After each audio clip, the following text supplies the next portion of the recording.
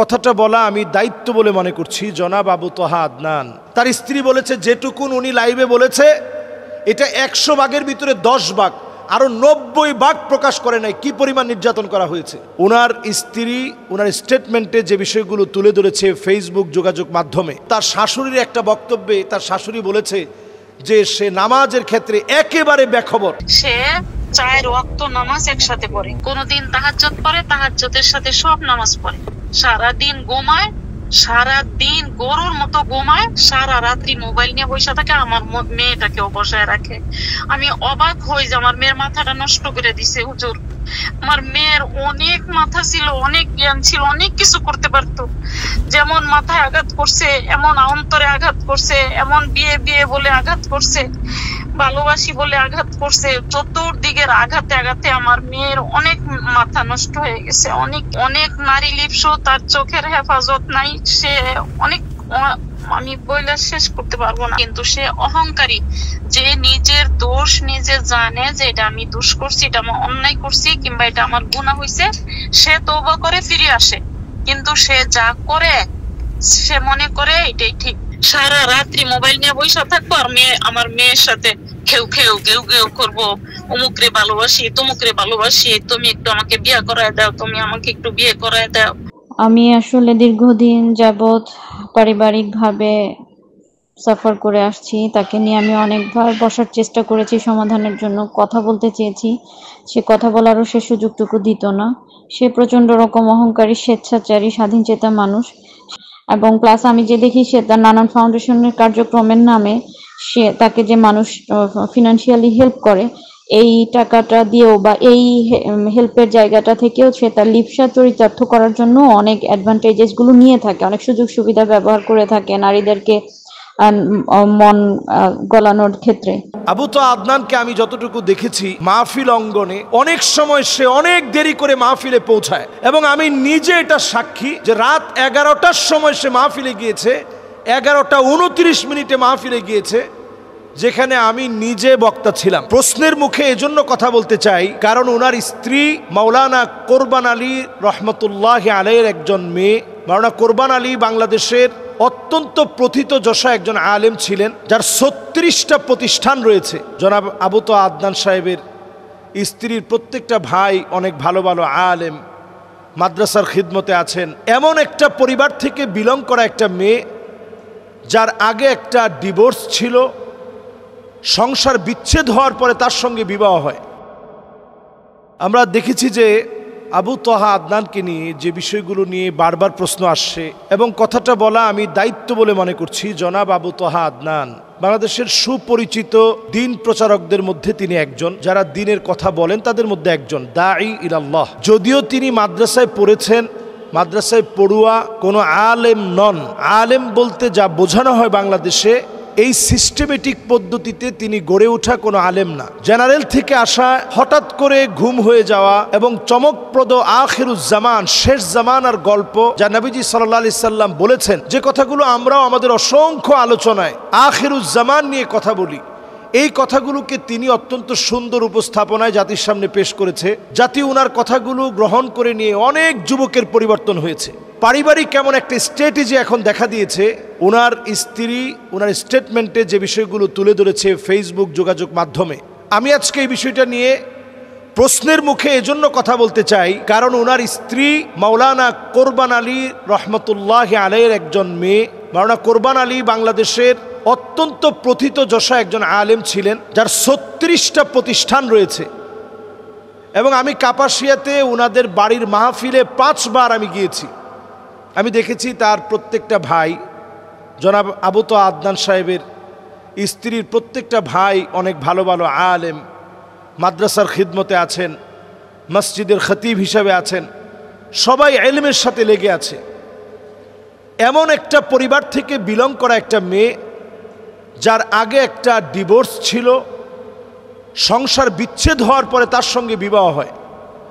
এরকম একটা মেয়েকে যদি আপনি আশ্রয় দেন, নবীজির হাদিস অনুযায়ী আস-সাঈ আলাল আরমালাতি ওয়াল মিসকিন কাল মুজাহিদি ফি সাবিলিল্লাহ, এটি আল্লাহর রাস্তায় জিহাদ করার সমান সওয়াব।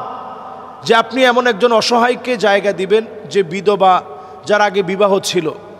তো এটা জেনে বুঝে আপনি একটা আলেম ফ্যামিলিতে বিয়ে করলেন, বিয়ে পরবর্তী সময়ে এক পক্ষ কথা শুনে, এক পাক্ষিক কথা শুনে বিচার বিশ্লেষণ অনেক সময় করা যায় না, সঠিক সিদ্ধান্ত দেওয়া যায় না। তারপরেও যেহেতু এই পরিবারটাকে আমি কাছ থেকে চিনি, তাদের সম্পর্কে কাছ থেকে আমি জানি, আবু তোহা আদনানকে আমি যতটুকু দেখেছি মাহফিল অঙ্গনে অনেক সময় সে অনেক দেরি করে মাহফিলে পৌঁছায়, এবং আমি নিজে এটা সাক্ষী যে রাত 11টার সময় সে মাহফিলে গিয়েছে, 11টা 29 মাহফিলে গিয়েছে, যেখানে আমি নিজে বক্তা ছিলাম। এতে করে মাহফিল কর্তৃপক্ষের সাথে তার মন কালাকালি এবং কটুবাক্য লেনদেন, উচ্চবাচ্য হওয়া, এগুলো সব হয়েছে। আমরা এই অঙ্গনে আজকে 11টা বছর ধরে কথা বলি, কিন্তু আলহামদুলিল্লাহ কথা বলতে গিয়ে আমরা দেখেছি আমরা তাদের কাছ থেকে কথা নিব। ফানজুরু আম্মান তাখুযুনা দীনাকুম, আমি যুবকদেরকে লক্ষ্য করে বলি, তাদের কাছ থেকে কথা নেবেন, চুলের গোড়া থেকে শুরু করে পায়ের তালু পর্যন্ত পরিবর্তন আছে, তাদের কাছ থেকে কথা নেবেন। আমরা অনেক সময় যেটা করি, বাহ্যিক মানুষের পরিবর্তন দেখে অনেক সময় তার কথাগুলোকে আমরা অমূল্য মনে করি। হতে পারে তার কথায় মানুষ হেদায়েত হবে, কিন্তু পারিবারিকভাবে একটা মানুষ যদি আখলাকি না হয়, যদি পারিবারিকভাবে খয়রুকুম লি আহলি, পরিবারের কাছে যদি আপনি সেরা হতে না পারেন, তার স্ত্রী যে স্টেটমেন্ট দিয়েছে সেখানে বারবার বলেছে যে তাকে আঘাত করা হয়েছে, প্রতিদিন আঘাত করত, মারত, খারাপ ব্যবহার করত। তার স্ত্রীর ক্ষেত্রে আমি এতটুকুন বলবো যে তিনি এসে যেভাবে লাইভে কথা বলেছেন, প্রথমে যেভাবে লাইভে এসে বলেছেন, হয় তাকে আমার কাছে ফিরিয়ে দেন, না হলে আমাকে তার কাছে নিয়ে যান। এই বিষয়টাই বাংলাদেশের জন্য একটা আশ্চর্যজনক বিষয় ছিল। এমন কথা স্বাভাবিকভাবে কোনো আলেমের স্ত্রী এতটা সাহস নিয়ে বলতে পারে নাই। তো আমি নিজের চোখে দেখেছি আবু তোহা আদনান সাহেব এই স্ত্রীর প্রশংসা অনেক মাহফিলে করছেন, যেটা খোলামেলা এরকম প্রশংসা সচরাচর আলেমরা করতে এটা গায়রত মনে করে, আত্মমর্যাদায় লাগে, এরকম মনে করে নিজের স্ত্রীর কথা, ঘরের কথা তেমন আলোচনায় আনে না। কিন্তু আবু তোহা আদনান সাহেব তিনি বলছেন, আল্লাহ আমার স্ত্রীকে হায়াত দারাজ করুক, সে যে এভাবে বলছে যে সে আমার মতো একেবারে সাধারণ, আমি যেভাবে সাধারণ আমার স্বামীও সাধারণ, এই শক্ত কথাগুলোর কারণে বাংলাদেশের ভিতরে ফেস দ্য পিপলকে ঘিরে এই লাইভের পরে একটা আলোড়ন সৃষ্টি হয়েছিল, এবং তাকে গুম করার পরেও ছেড়ে দিতে বাধ্য হয়েছে। তো এখানে কিন্তু এই নারীর অনেক অবদান ছিল। 5টা বছর যে নারী সহ্য করে ডিভোর্সের পরে স্বাভাবিক যে নারীরা বাংলাদেশে ঘর সংসার আবার নতুন করে সাজায়, তারা চেষ্টা করে যে সবর করতে হবে, তারপরেও যেন এই সংসারটা ভেঙে না যায়। সব সবর করার পরেও মুফতি আব্দুল মালেক হাফিজাহুল্লাহ তিনি পর্যন্ত বলছেন যে ঠিক আছে, তোমরা অন্তত কাদা ছোড়াছুড়িটা বন্ধ রাখো। তো আমরা এখন যেটা দেখছি ফেসবুকে প্রতিনিয়ত, হয়তো কখনো নারীকে গালিগালাজ করা হচ্ছে, কখনো আবু তোহা আদনানের বিভিন্ন বিষয় নিয়ে কথা বলা হচ্ছে। পরিষ্কার এক্ষেত্রে একটা কথা বলবো, জেনারেল শিক্ষিত কোনো ব্যক্তির কোনো কর্মকাণ্ডের কারণে পুরো আলেম সমাজকে আপনারা প্রশ্নবিদ্ধ করবেন না, অথবা একজন আবু তোহা আদনানের জন্য পুরো আলেম সমাজকে আপনারা প্রশ্নবিদ্ধ করবেন না। একটা ব্যক্তির ত্রুটি থাকতে পারে, দোষ থাকতে পারে, আমি বলবো যে খুবই গুরুত্বপূর্ণভাবে ইনভেস্টিগেশন হচ্ছে, কারণ এটা আলেমদের বিষয়, এটা অল্প হলেও খুঁচিয়ে খুঁচিয়ে বের করা হবে। ইনভেস্টিগেশন হচ্ছে, ইনভেস্টিগেশনে অনেক কিছু হয়তো আপনাদের চোখের সামনে চলে আসবে যেটা আপনারা বিশ্বাস করতে পারবেন না। যেমন তার শাশুড়ির একটা বক্তব্যে তার শাশুড়ি বলেছে যে সে নামাজের ক্ষেত্রে একেবারে বেখবর। এখন আল্লাহ আলাম, আল্লাহ ভালো জানেন যে কথার সত্যতা কতটুকু। তার স্ত্রী বলেছে যেটুকুন উনি লাইভে বলেছে এটা 100 ভাগের ভিতরে 10 ভাগ, আরও 90 ভাগ প্রকাশ করে নাই কি পরিমাণ নির্যাতন করা হয়েছে। তো এটা তো একটা আলেমের চরিত্র হতে পারে না। এবং স্ত্রীর ক্ষেত্রে আমি যেটা বলবো যে তার যে একটা আগের সংসার ছিল, সেই সংসারে তার যে একটা হক, সেখানে একটা ইনসাফ প্রতিষ্ঠা করা, আদালত প্রতিষ্ঠা করা, এটার ক্ষেত্রে যে ব্যত্যয় ঘটানো হয়েছে, তার চোখের পানি কিন্তু এই সংসারটা নষ্ট হওয়ার জন্য অন্যতম দায়ী। এরপরে এই বোনের পক্ষে যদি আপনি না বলেন, যাকে প্রতিনিয়ত মারা হয়েছে, যা রাসূলুল্লাহ সাল্লাল্লাহু আলাইহি সাল্লামের সিরাতের সম্পূর্ণ পরিপন্থী, আখলাকের সম্পূর্ণ পরিপন্থী, আখলাকের সম্পূর্ণ বিরোধী। এই বিষয়ে তো আমাদের সমাজকে সচেতন করা দরকার। যদি আজকে এই বিষয়ে আমি কথা না বলি, আপনি কথা না বলেন, অনেকে মনে করবেন যে একজন আলেম, তার ব্যাপারে কথা যদি বলি তাহলে আলেম সমাজের উপরে কথা আসবে। নতুন একটা ট্রেন্ডিং শুরু হয়েছে, একাধিক বিবাহ, একাধিক বিবাহ। আপনি একটু তাকায় দেখেন, যারা এই একাধিক বিবাহের প্রবর্তক হিসাবে বাংলাদেশে নতুন করে নিজেদেরকে অ্যাপ্রিসিয়েট করছে, নিজেদেরকে বাংলাদেশে প্রমোট করছে এবং প্রবর্তক বলে তারা মনে করছে, তাদের পারিবারিক অবস্থাটা এমন, তাদের অনেকেরই ঘরে কোনো সুখ নেই। আজকের এই কথাটা আমি এই জন্য এখানে বলছি, কারণ অসংখ্য মিডিয়ায় এখন শুধু এই প্রশ্ন আসছে যে এই ব্যাপারে আলেমরা কথা বলছে না কেন, আলেমদের এক্ষেত্রে করণীয় কি, আলেমদের চারিত্রিক এরকম সমস্যা যদি জাতির সামনে উঠে আসে, জাতি কার কাছ থেকে কথা নেবে? এজন্য পরিষ্কার কথা, ফানজুরু আম্মান তাখুযুনা দীনাকুম। আগে আপনি লক্ষ্য করবেন ওই লোকটার দিকে, চুলের গোড়া থেকে পায়ের তালু পর্যন্ত সুন্নতের অনুকরণ আছে কিনা। শুধু মাইকের সামনে সুন্দর আখলাক, এটা কিন্তু আখলাকের বহির্প্রকাশ না। নবীজি সাল্লাল্লাহু আলাইহি সাল্লাম বিখ্যাত সেই হাদিসের দিকে যদি আমরা রসুলের তাকাই, আসাফারতা মাহু, তুমি কি তার সাথে সফর করেছ? আতাআমালতা মাহু, তুমি কি তার সাথে লেনদেন করেছ?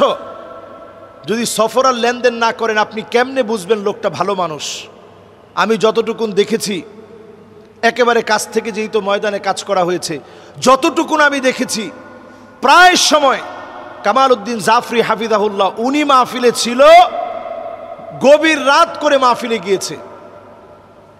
আমি নিজে মাহফিলে ছিলাম, 3 জায়গায় তার সাথে মাহফিল নিয়েছি, তাকে পাইনি। গভীর রাতে মাহফিলে গিয়েছে, কারণ পুরো টাকা না দিলে সে মাহফিলে যাবে না। অসংখ্য মাহফিলে এই জাতীয় ঘটনা ঘটেছে। এগুলো আলেমদের জন্য অত্যন্ত অসুন্দর, আলেমদের জন্য অসম্মানজনক এবং এগুলো দৃষ্টিকটুর। মানুষের কাছে এগুলো প্রকাশিত হলে অসম্মানজনক হবে। আজকের এই আলোচনা থেকে আমি সজাগ করতে চাই, আমরা গালিগালাজ করার ক্ষেত্রে সতর্ক হই, কথা শোনার ক্ষেত্রেও সতর্ক হই। কার কাছ থেকে কথা শুনছি? আমি এক মাহফিলে নিজের চোখে দেখেছি 11:29 যাওয়ার পর মারামারির অবস্থা। তো এই যে এই জাতীয় ঘটনাগুলো ঘটেছে এতদিন ধরে, এমন কথাও শুনেছি, আল্লাহু আ'লাম, আল্লাহ ভালো জানেন, যেরকম মানুষের সামনে প্রকাশ করছে, এই বিষয়গুলো যখন প্রকাশিত হবে, জুমার নামাজ যেখানে পড়াতেন ওই এলাকার মানুষ কাপাসিয়াতে, আমি সেখানে 5 বার মাহফিলে গিয়েছি, সে এলাকার মানুষ আমাকে বলেছে যে ইচ্ছে মতো এসে, সময় গময় নাই, এসে জুমার নামাজ পড়াতো। তো এই বিষয়গুলো কিন্তু সজাগ থাকতে হবে। একজন দায়ী সব বিষয়ে আপনাকে সজাগ দৃষ্টি রাখতে হবে। এবং এমন বিষয়গুলো যখন আমরা শুনি, আমরা ব্যথিত হই। একটা বোনের আর্তনাদ আমাদেরকে অনেক সময় ব্যথিত করে, একজন মায়ের আর্তনাদ আমাদেরকে ব্যথিত করে, একজন ভাইয়ের আর্তনাদ আমাদেরকে ব্যথিত করে। কাজেই এই বিষয়গুলো একেবারে ছোটোখাটো বিষয় না। ভুলে ভরা মানুষের জীবনে অনেক ভুল আছে। হুন্না লিবাসুল লাকুম ওয়া আনতুম লিবাসুল লাহুন্না, তারা আমাদের কাছে আমাদের পোশাকের মতো। এই পোশাক যেন ময়লা না হয়, এটা আগে থেকে আপনার সজাগ থাকা দরকার ছিল। আরেকটি বিষয় বলতে চাই, আমরা যারা ফেসবুক চালাই, আপনি যদি সৎ, একনিষ্ঠ, মুখলেস হন, আপনি আপনার ফেসবুকের অ্যাক্সেস আপনি আপনার স্ত্রীকে দিয়ে দিবেন। তার তো নতুন করে ফেসবুকের দরকার নেই। ফেসবুকে এত ফলোয়ারের দরকার তো আপনার স্ত্রীর নেই। আমাদের বাসায় যারা আছে, আমার ফেসবুক সবাই চালায়। আমার ট্যাব, আমার আইপ্যাড, আমার মোবাইল, সব জায়গায় একটা ফেসবুক লগ ইন করা। সবাই এটাতে যে কোনো মুহূর্তে অ্যাক্সেস করতে পারে, প্রবেশ করতে পারে, দেখতে পারে। এতে করে আমি নিজেও সন্দেহমুক্ত থাকলাম, বাসার সবাইও সন্দেহমুক্ত, একটু শান্তিতে থাকলো। এজন্য অন্তত আর আমরা এই বিষয় নিয়ে কাদা ছোড়াছুড়ি চাই না। যা হয়েছে সুন্দর একটা সমাধান হোক, এবং এই ক্ষেত্রের দায়ভার যেন আলেমদের কাঁধে না আসে। আল্লাহ যেন আমাদেরকে বোঝার তৌফিক দান করেন। আসসালামু আলাইকুম ওয়া রাহমাতুল্লাহি ওয়া বারাকাতুহু।